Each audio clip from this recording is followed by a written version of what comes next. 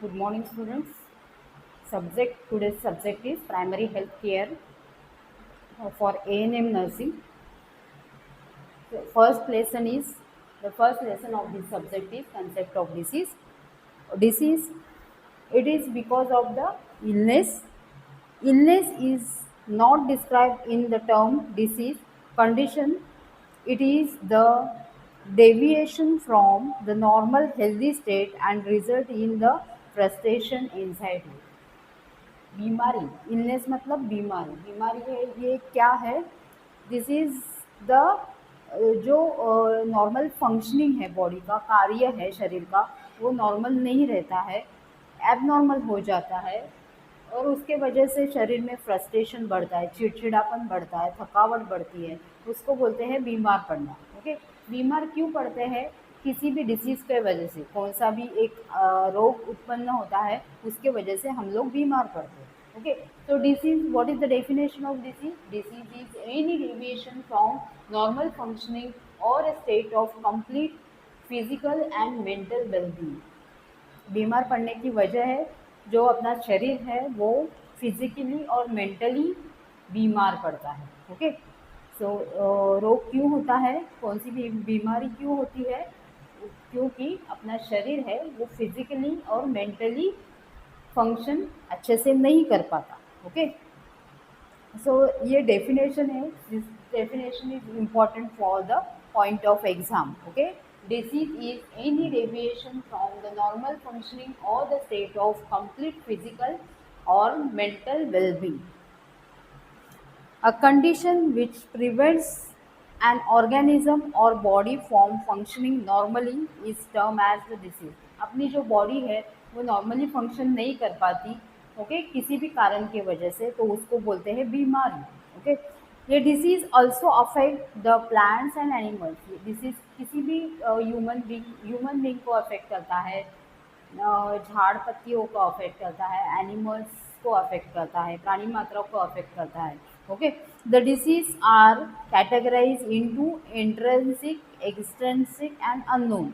ये डिसीज का अलग अलग कैटेगरी हुआ है, जैसे कि इंट्रेंसिक। इंट्रेंसिक में मतलब coming from with in the body, अपनी बॉडी ही खुद से कुछ अलग से शत्रु का निर्माण करती है, एक एनिमी निर्माण करती है, शरीर में ही तैयार होते हैं, अलग अलग केमिकल्स तैयार होते हैं, तो उसके वजह से शरीर में बीमारी बढ़ती है, उसको बोलते हैं intrinsic factor. Okay, extrinsic factor मतलब जो बाहर के फैक्टर है, बाहर के जो अपने वातावरण में जो फैक्टर है उनके वजह से जो आदमी बीमार पड़ता है, एनिमल्स बीमार पड़ते हैं, उसको बोलते हैं एक्सट्रेंसिक फैक्टर।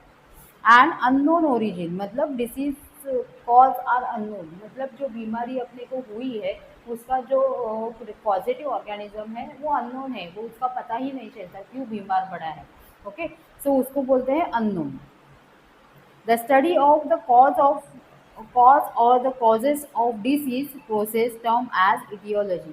सो ये सब के बारे में जो स्टडी करते हैं, मतलब डिसीज क्यों हुआ है, उसका पॉजिटिव ऑर्गेनिज्म क्या है, तो उसको ये स्टडी को क्या बोलते हैं? Aetiology. Right on, the study of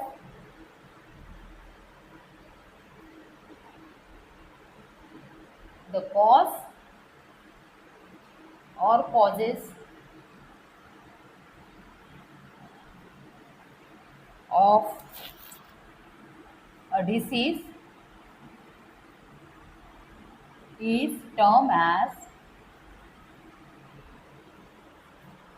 etiology. So this is the definition of etiology. हम जिसके बारे में स्टडी करते हैं, किसके बारे में स्टडी करते हैं? कॉज। ओके, कौन सा कारण है बीमार पड़ने का, उसका ऑर्गेनिज्म क्या है, कौन से ऑर्गेनिज्म के वजह से वो आदमी बीमार पड़ा है, इसके बारे में जो स्टडी करते हैं उसको बोलते हैं इटियोलॉजी। ओके, सो हम इधर तक आपको समझ में आया? बीमार पड़ना मतलब व्हाट, इलनेस मतलब what, illness is the deviation from the normal healthy state and result in frustration and anxiety. Okay, जो नॉर्मल स्टेट से अलग अपना शरीर काम करता है, चिड़चिड़ा होता है, थकावट होती है, उसको बोलते हैं बीमार पड़ना। ओके, और बीमारी, बीमारी मतलब what, disease, it is any deviation from the normal functioning और state of complete physical and mental wellbeing. सबसे अलग, ओके। मेंटल स्टेट, मेंटली और फिजिकली अपनी बॉडी जो बीमार पड़ती है उसका अलग, जो नॉर्मल फंक्शनिंग से अलग एबनॉर्मल फंक्शनिंग चालू करती है उसको बोलते हैं डिसीज, ओके। सो एंड ये सबके बारे में आपको जो स्टडी करता है, जो स्टडी करता है तो उसको, वो स्टडी को क्या बोलते हैं, इटियोलॉजी। नाउ हम लोग देखेंगे the types of and classic disease positive.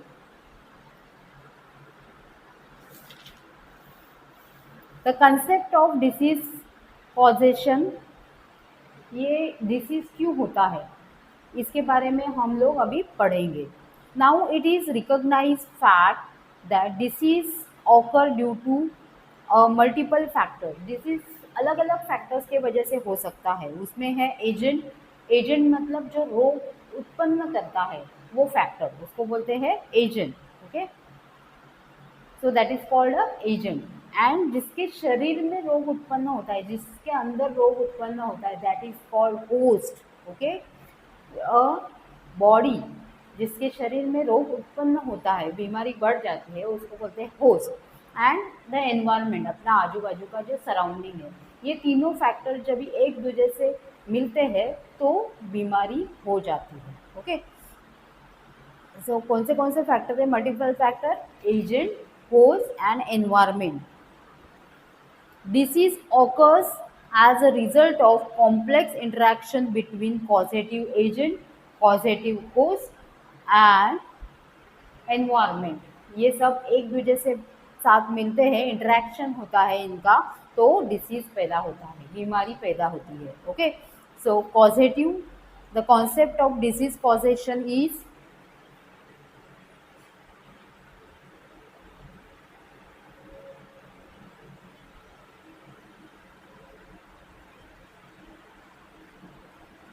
causative organism, causative agent, then host, and third is environment, okay.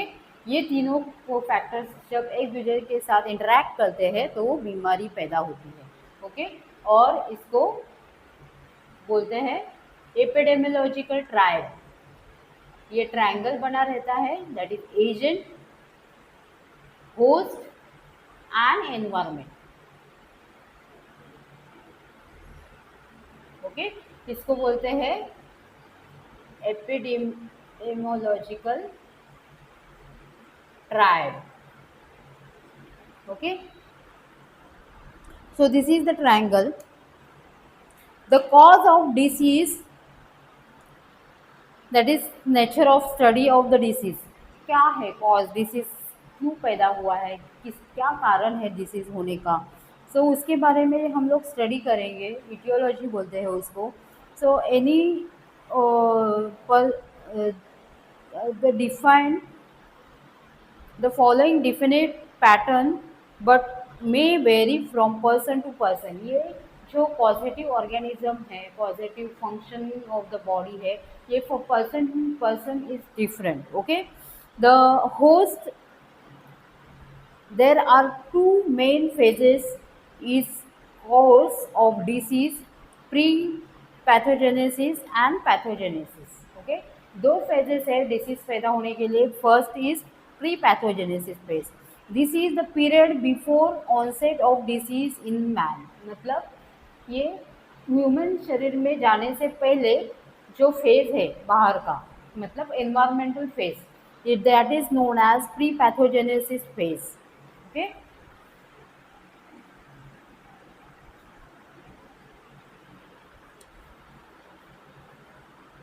And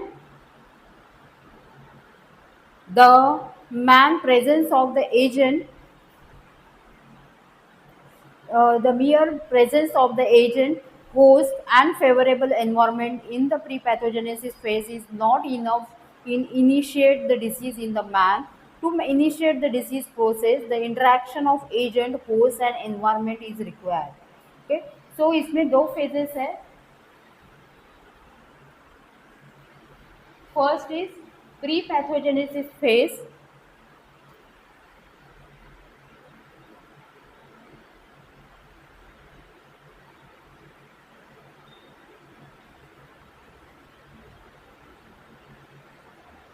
okay. Pre pathogenesis phase मतलब before interacting through the host, जो बाहर का जो एनवायरनमेंट है उसको बोलते हैं pre pathogenesis phase. This is the period before onset of the disease, मतलब डिसीज पैदा होने से पहले वाला जो पीरियड रहता है उसको बोलते हैं pre pathogenesis phase, okay. So it is not enough to initiate the disease in the man. तो ये एक्चुअली एजेंट और एनवायरनमेंट, ये खाली फेज नहीं है, पर उसका इंटरेक्शन होस्ट से होना चाहिए, तभी बीमारी का साइकिल पूरा होता है, okay. So interaction of agent, interaction of the host and interaction of the environment is required for for the disease production, okay। Then second phase is the pathogenesis phase.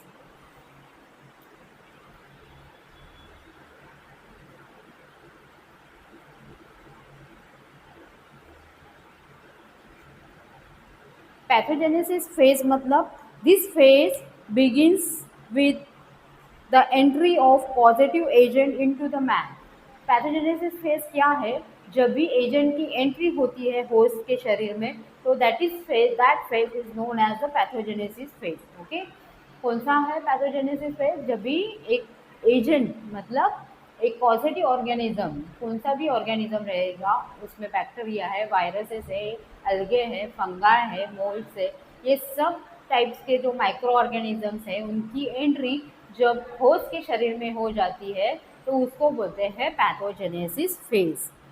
The agent has to multiply to attain the population, मतलब inoculation, that is to entry the agent into the host body, okay. उसके बाद entry होने के बाद तो वो शरीर में ग्रोथ होने के लिए उसका चालू हो जाएगा, ओके। जो माइक्रो ऑर्गेनिज्म है वो ह्यूमन बीइंग के शरीर में, मानव के शरीर में उसका एंट्री हो जाएगा, उसके बाद उसका मल्टीप्लिकेशन चालू हो जाएगा, ग्रोथ एंड डेवलपमेंट चालू हो जाएगी। ये सब पीरियड जो रहता है, ये जो पीरियड है एंट्री होने का पीरियड, उसके बाद में उसका ग्रोथिंग पीरियड, मतलब जो मल्टीप्लिकेशन पीरियड है, बढ़ने का पीरियड है माइक्रो ऑर्गेनिज्म। तो ये पीरियड को क्या बोलते हैं? that is the process is known as inoculation, okay। जो होस्ट एजेंट शरीर में घुस जाता है, that process is known as inoculation. And the entry of microorganisms in the host body and the period, that is multiplication and growing period of the microorganisms, and बीमारी पैदा होने का जो पीरियड है, ये जो बीच में का जो पीरियड है, दैट इज कॉल्ड एज, कौन सा पीरियड है? That is a incubation period, okay. इस ये पीरियड को क्या बोलते हैं? Incubation period. और ये पीरियड में साइंस एंड सिम्टम्स चालू हो जाते हैं, मतलब चिन्ह और लक्षण चालू हो जाते हैं, जैसे कि फीवर आना, वॉमिटिंग होना, लूज मोशन होना, थकावट, भूख न लगना, ओके। ये सब तरह के साइंस एंड सिम्टम्स चालू हो जाते हैं। ये दिस बीच में का जो पीरियड है, इंक्यूबेशन पीरियड बोलते हैं उसको। ये पीरियड में ये ह्यूमन बीइंग में क्या साइंस एंड सिम्टम्स स्टार्ट हो जाते हैं। कौन से साइंस एंड सिम्टम्स? कौन से भी रह सकते हैं उसमें। फीवर आ सकता है, वॉमिटिंग हो सकती है, okay, nausea, vomiting, giddiness, okay, loss of appetite, ये सब साइंस एंड सिम्टम्स दिखने को स्टार्ट हो जाते हैं, okay. In the incubation period followed by early pathogenesis and late pathogenesis, the pathogenesis phase may be modified by immunization and chemotherapy। ये pathogenesis phase हम लोग मॉडिफाइड कर सकते हैं by giving the immunisation and by chemotherapy. Sometimes the signs and symptoms do not appear in early pathogenesis। कई कई बार क्या हो जाता है, पहले साइंस एंड सिम्टम्स बिल्कुल दिखते नहीं है, ओके। ये कई कई बार होता है जो sometimes the science and symptoms do not appear in early pathogenesis period, मतलब जो स्टार्टिंग का जो पैथोजेनेसिस पीरियड होता है उसमें साइंस एंड सिम्टम्स बिल्कुल दिखते नहीं है। For example in chronic disease such as cancer and hypertension, By the time of symptoms appear, the disease is already well advanced into the pathogenesis phase. Okay, so जैसे कि for example है cancer and hypertension, तो ये time में क्या होता है, समझ में नहीं आता है कि क्या हुआ है, पर्सन को साइंस एंड सिम्टम्स दिखते नहीं है अर्ली पैथोजेनेसिस पीरियड में। बट तो थोड़े दिन के बाद उनके साइंस एंड सिम्टम्स दिखने चालू हो जाते हैं, तब तक बीमारी बहुत ज़्यादा बड़ी होती है। ओके, सो इसको बोलते हैं पैथोजेनेसिस पीरियड। और पैथोजेनेसिस में बी और टर्मिनेटेड इनटू रिकवरी, डिसएबिलिटी और डेथ। इसका अलग अलग टर्मिनेशन हो सकता है, दैट इज रिकवरी भी हो सकती है, किसी किसी की डेथ भी हो सकती है, और डिसेबिलिटी हो सकती है, मतलब कुछ हाथ पैर काम न करना, तो एक आधा बॉडी पार्ट निकामी होना, उसको बोलते हैं डिसेबिलिटी। ओके, ये सब हो सकता है जब हम लोग प्री स्टेज में पेशेंट की अच्छे से केयर न ले, तो ये हो सकता है। या जो आदमी है जिसको डिसीज़ पैदा हुआ है वो जल्दी से जल्दी डॉक्टर के पास नहीं गया, तो ये सब हो सकता है। क्या एट एट तो एक तो रिकवरी हो सकती है, एक तो डिसेबिलिटी हो सकती है, और डेथ भी हो सकती है। ठीक है, सो हम लोग अभी क्या देखेंगे, first positive agent. Okay, agent के बारे में, एजेंट एक क्या है, what is mean by agent. Agent is a positive factor. Okay, it may be a microorganisms. Okay, microorganisms हो सकता है, माइक्रोऑर्गेनिज्म बहुत तरह के रहते हैं। कौन से माइक्रोऑर्गेनिजम्स रहते हैं, जैसे कि बैक्टीरिया है, वायरसेस है, फंगस है। ओके, ये सब को क्या बोलते हैं, माइक्रो ऑर्गेनिजम्स। ओके, ये माइक्रो ऑर्गेनिजम्स जो उनको बोलते हैं पॉजिटिव फैक्टर, उनके वजह से बीमारी पैदा होती है। Okay, so agent, the disease agents are living or non-living or a force, tangible, intangible substance which is perpetuate a disease process either due to lacking or there is excessive presence. There are following types of disease agents. अलग अलग तरह के disease agents रह सकते हैं, उसमें first है physical agent. ये जो डिसीज एजेंट है उसमें फर्स्ट है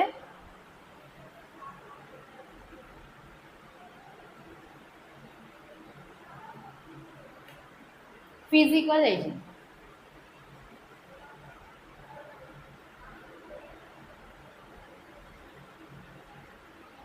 Physical agent is, there are a physical agent which can lead to ill health, जो physical agent है which may cause ill health। okay, there are excessive humidity, pressure, heat, cold, electricity and radiation etc. Physical agent क्या क्या हो सकते हैं, excess humidity।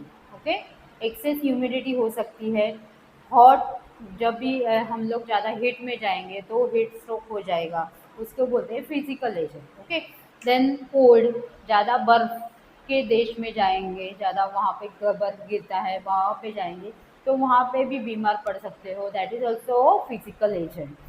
Then electricity न होने की वजह से और इलेक्ट्रिसिटी का शॉक लगने की वजह से बीमार जो पड़ता है उसको बोलते हैं physical agent. Okay, so this is called a physical agent. क्या क्या एग्जाम्पल है फिजिकल एजेंट के, examples are heat, cold, electricity, humidity etcetera. Okay, this are the examples of physical agent. समझ में आया? नेक्स्ट इज,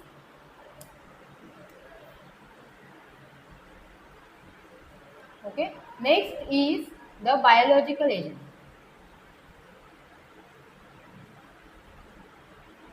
बायोलॉजिकल एजेंट मतलब the living organisms that is living or living agent possessing the host related biological properties, that is pathologicity and virulence, are the biological agents such as bacteria, viruses etc. Biological factors तो आपको मालूम है, all the types of microorganisms। okay, example bacteria, viruses, fungi, etc. Okay, these all are the biological agent. Then third positive agent is chemical agent.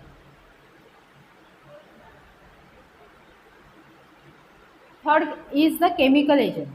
Chemical agent हो सकता है. तो chemical agent क्या है? The chemical which are produce and present in the human body are the derangement means excess or deficiency of these chemicals can result in the illness, for example bilirubin, urea, etc. Okay, so chemical agents which affect the health of an individual are in two types. Okay, chemical agent दो types में होते हैं. endogenous chemical agent, इसमें दो types है. endogenous chemical agent मतलब जो body में केमिकल्स ज़्यादा होने की वजह से बॉडी बीमार हो जाती है, जैसे कि बिलिरुबिन, यूरिया, एक्सेट्रा. ओके, जो लीवर प्रोड्यूस करता है बिलिरुबिन, वो एक्सेस होने की वजह से बीमार पड़ता है, जैसे कि जॉन्डिस, पीलिया जिसको बोलते हैं. ओके, तो उसको बोलते हैं एंडोजेनियस, मतलब अपने शरीर में पैदा होने वाले जो फैक्टर्स है वो एक्सेस अमाउंट में केमिकल पैदा होने की वजह से जो बाद में बीमार हो जाता है उसको बोलते हैं endogenous chemical factors. Okay, next is the एक्सोजेनियस.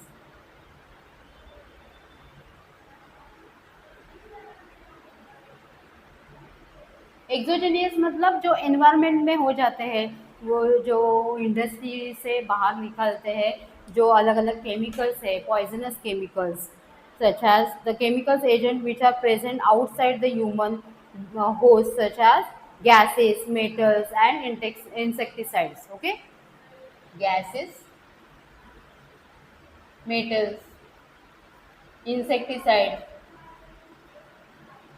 Okay, these are the exogenous chemicals. उसके वजह से बीमार पड़ना. ओके, मतलब जो खेती में यूज़ करते हैं अलग अलग पेस्टिसाइड्स, इंसेक्टिसाइड्स यूज़ करते हैं, तो उसके वजह से वो अपने शरीर में जाने की वजह से आदमी बीमार पड़ जाता है. सो उसको बोलते हैं chemical factors, exogenous chemical factors, agents. Okay, next is the mechanical agents. Fourth type is mechanical agent.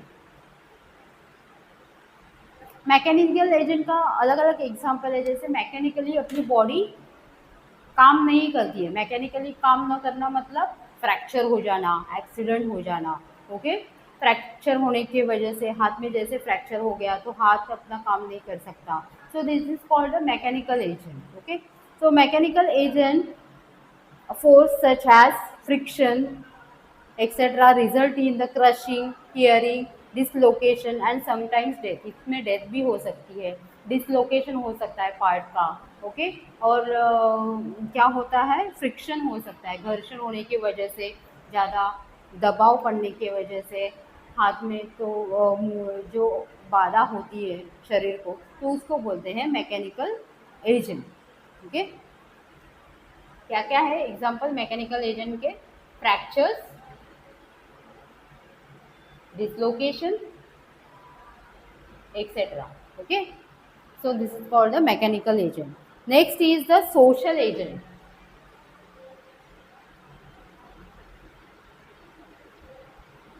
Social agent, the social agent, the social problems such as poverty, smoking, use of alcohol, social isolation, which are necessary to know in relation or to the disease, are considered as a social agent. जब हम लोग किसी भी बारे में सोचते नहीं है, मतलब अकेले रहते हैं, सोसाइटी के साथ घुल मिल नहीं जाते हैं, मतलब सब जो फेस्टिवल्स रहते हैं, जब मीटिंग्स रहते हैं उसमें पार्टिसिपेट नहीं करते हैं, अकेले रहते हैं, तो वो that is also called a social agent. Okay, मतलब अकेले रहना.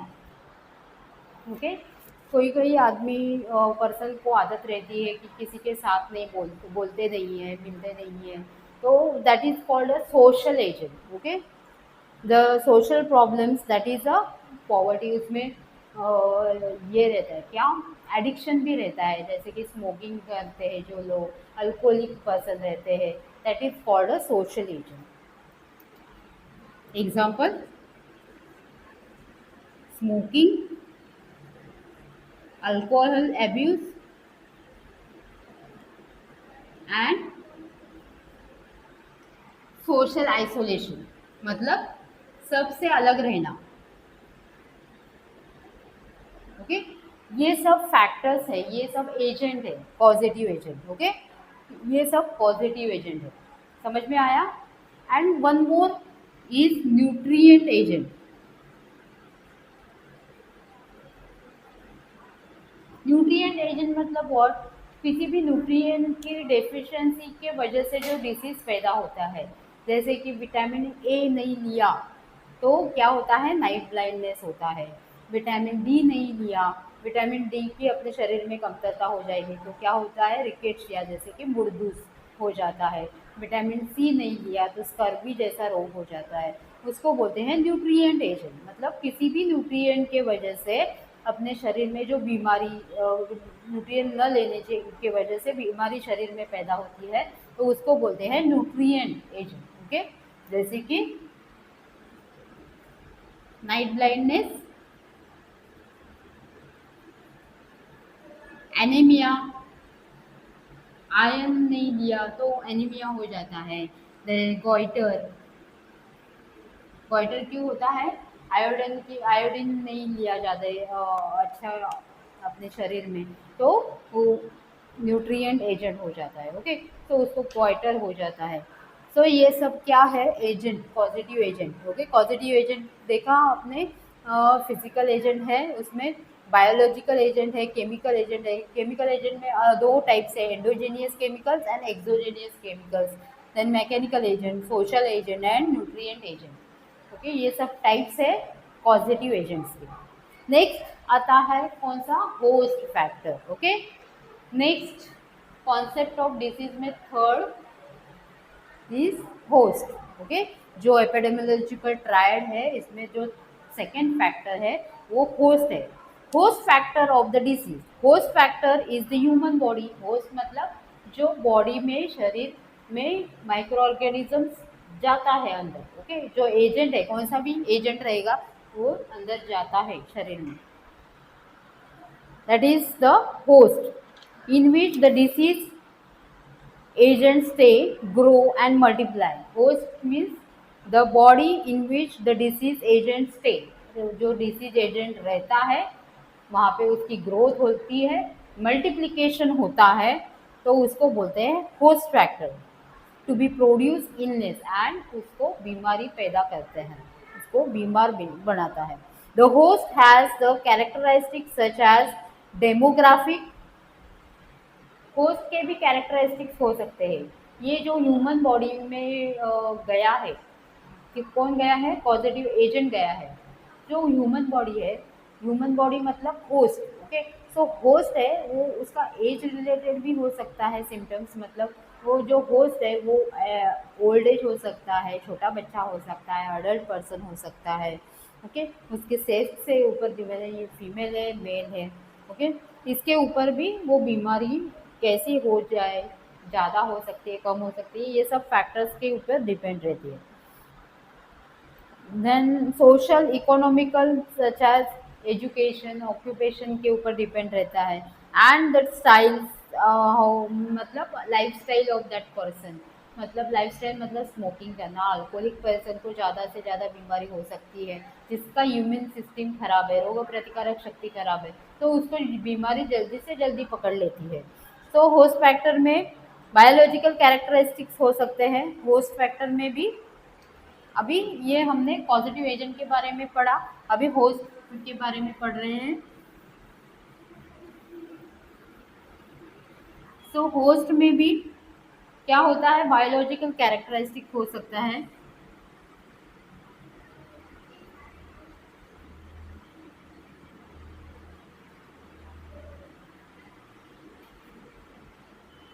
जैसे कि जेनेटिक फैक्टर है, जेनेटिक मतलब आपके मम्मी पापा को बीमारी है, जैसे कि हाइपरटेंशन है, बीपी का तकलीफ है, डायबिटीज है, तो वो बीमारी बच्चों में भी हो सकती है। That is called a genetic factor. Next is the social and economical characteristic. Social and economical characteristic मतलब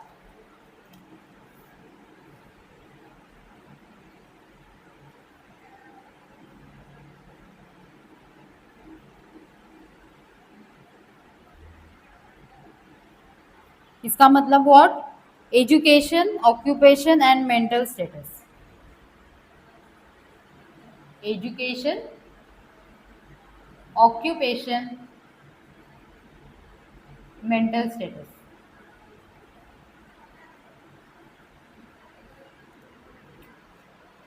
होस्ट में जब भी बीमारी पैदा होती है तो वो जो होस्ट है वो एजुकेटेड रहेगा, तो अपनी जो केयर है वो अच्छे से ले सकता है।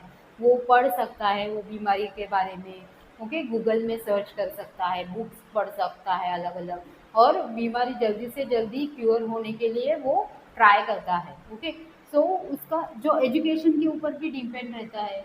वो एजेंट है जो होस्ट है वो कितना पढ़ा लिखा है उसके ऊपर भी डिपेंड है। ऑक्यूपेशन क्या है उसका, मतलब क्या काम करता है। जो बैठ के काम करने वाला है उसको ज़्यादा तकलीफ नहीं होती, बट जो हार्ड वर्क करता है, बाहर रास्ते पे काम करता है, बहुत ज़्यादा वजन उठाता है, जैसे कि वो रास्ते पे जो काम कर रहे होते वर्कर्स, जो धूप में काम करते हैं, तो उनको जल्दी बीमारी पकड़ लेती है। So occupation is one of the factor.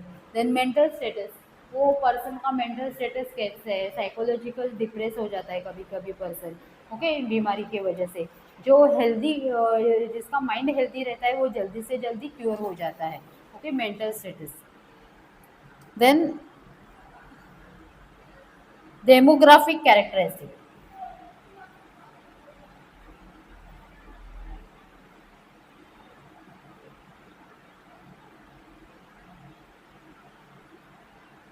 Demographic characteristics such as age,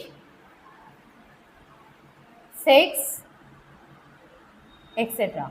demographic characteristic भी मस्ट है, इम्पॉर्टेंट है।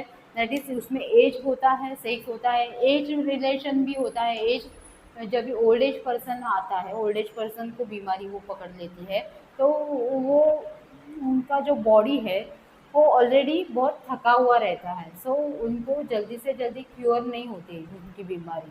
ओके, और जो न्यूबॉर्न बेबी है उनके उनके बॉडी में ग्रोथ अलग तरीके से होती है पॉजिटिव एजेंट की।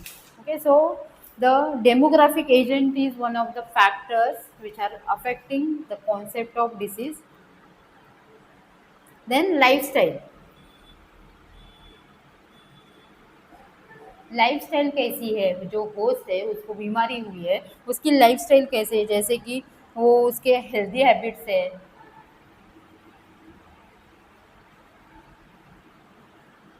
देन एक्सरसाइज कर रहा है वो अच्छे से, तो बीमारी से जल्दी से जल्दी बाहर आ सकता है। उसका न्यूट्रिशन कैसा है, ओके, न्यूट्रिशन अच्छा रहेगा। स्मोकिंग, अल्कोहल, ओके, तो ये सब क्या है, लाइफस्टाइल के फैक्टर है। जो क्या होस्ट है, host is the factor in which the human body in which the disease agents stay, grow and multiply. Host is the human body, okay, जिसमें एजेंट है, जो पॉजिटिव एजेंट जो हमने देखे हैं वो शरीर में रहता है, उसकी वहाँ पे क्या होती है, ग्रोथ होती है एंड मल्टीप्लिकेशन होता है टू प्रोवाइड इलनेस, और वो बीमारी पैदा कर सकता है होस्ट के शरीर में।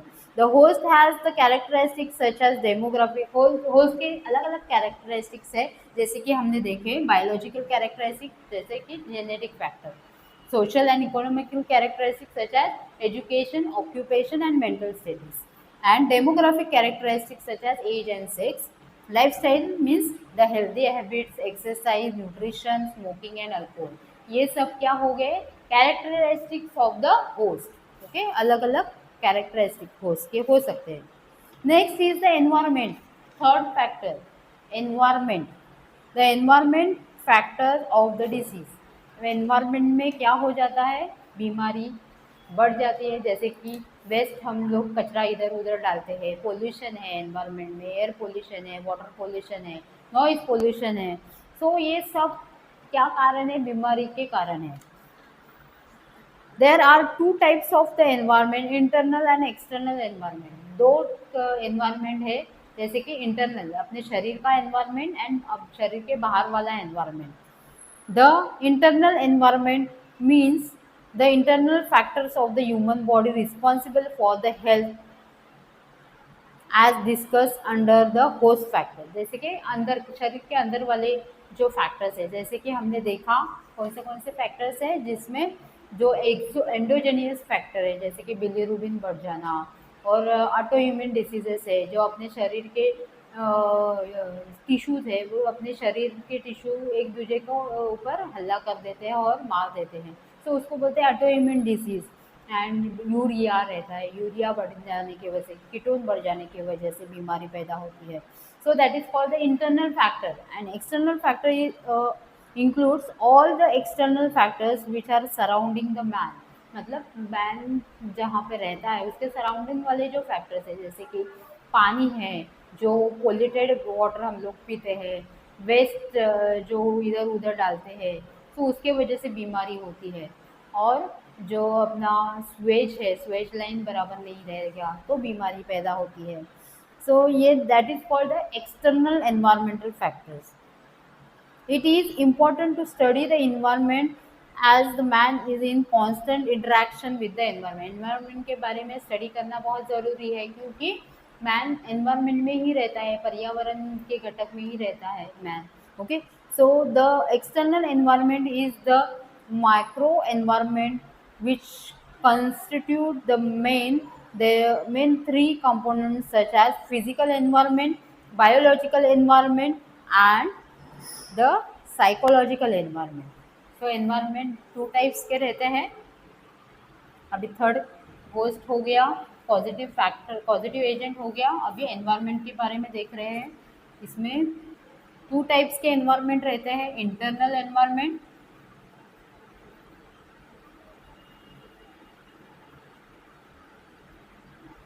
And the second is external environment.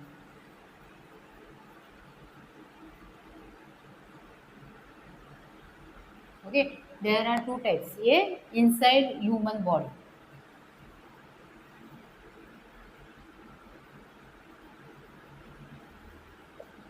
and this is outside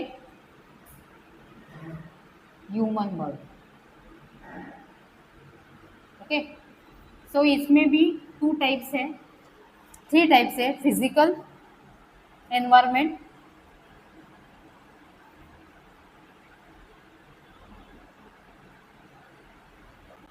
physical environment means the physical environment include the non-living things and the physical factors such as air, water, housing, heat, light, noise and radiation, etc. Okay, physical environment means heat, water, air, noise, light, etc. Okay, this is the physical environmental factor which affect the human body. Then biological environment is, so first physical environment देखेंगे। The physical environment include non-living things such as water, air, housing, heat, light, noise, radiation, etc. The man created the changes in his physical environment to his advantage, which leads to a creation of the host of new health problems from himself. For example, the creation of automobiles, factories which with the machines which has causes the pollution। मतलब ये जो environmental factor है, इसमें जो industry से बाहर निकलता है, धुआं बाहर निकलता है, स्मोक बाहर निकलता है, उसके वजह से ह्यूमन बॉडी में रिएक्शन हो सकती है। ओके, दैट इज वो poisonous gas. Okay, so this is called a physical environment. Second is the biological environment.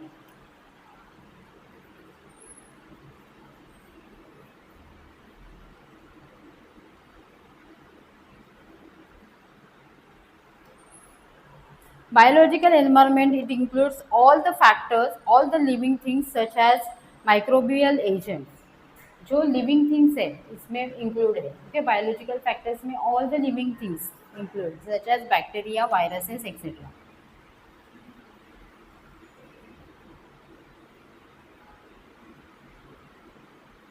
Arthropods आ सकते हैं इसमें. All the living thing, insects, rodents, animals, plants etcetera, ये सब किस में आते हैं, बायोलॉजिकल फैक्टर्स में आ जाते हैं.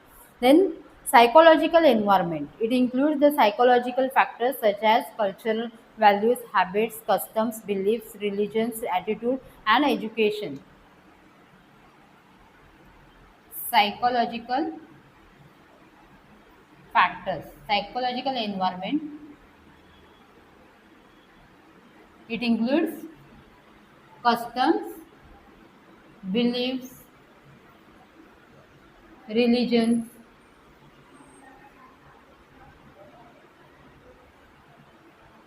attitude, education,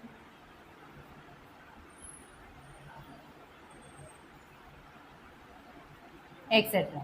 Okay, these are the psychological environment. सो ये क्लासिफिकेशन, ये कॉन्सेप्ट ऑफ डिसीज में हमने क्या देखा है, ट्रायंगल देखा है. ट्रायंगल मतलब एपिडेमियोलॉजिकल ट्रायल, ओके. सो उसमें एजेंट है, होस्ट है और एनवायरनमेंट है. एजेंट में हमने अलग अलग पॉजिटिव एजेंट देखे, जैसे कि फिजिकल एजेंट है, देन बायोलॉजिकल एजेंट है, केमिकल एजेंट. केमिकल एजेंट में दो chemical agent, that is endogenous chemical agent, exogenous chemical agent, mechanical agent, okay, nutritive agent. These are all the social agent, these are all the positive agent, okay. Then host की भी characteristic है, जैसे कि demographic characteristic, okay, and physical characteristics है, and social and economical characteristics, biological characteristics, lifestyle, okay, ये host के characteristics हुए. Then environment, हमने दो तरह के एनवायरनमेंट पढ़े इसमें. इंटरनल एनवायरनमेंट, जैसे कि अपने शरीर में जो एनवायरनमेंट है उसको बोलते हैं internal environment. Then external environment, जो अपने आजू बाजू का एनवायरनमेंट है. उसमें भी 3 टाइप से फिजिकल एनवायरनमेंट, जैसे कि heat, water, air, noise, light, इनके वजह से जो डिसीज पैदा होते हैं उसको बोलते हैं physical environment, okay.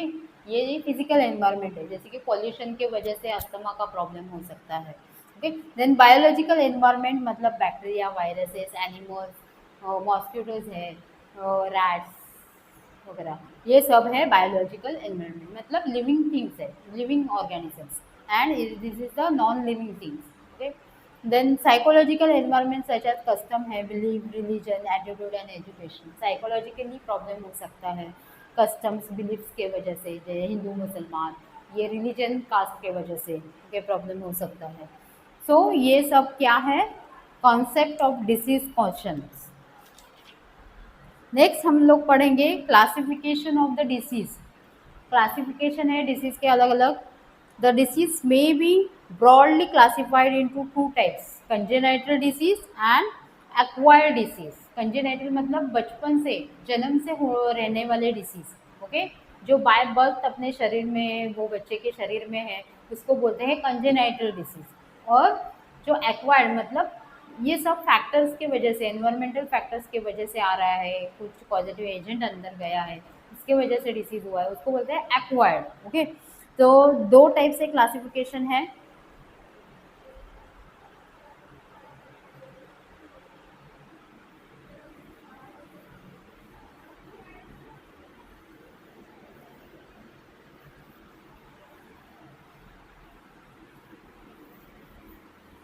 Classification of disease.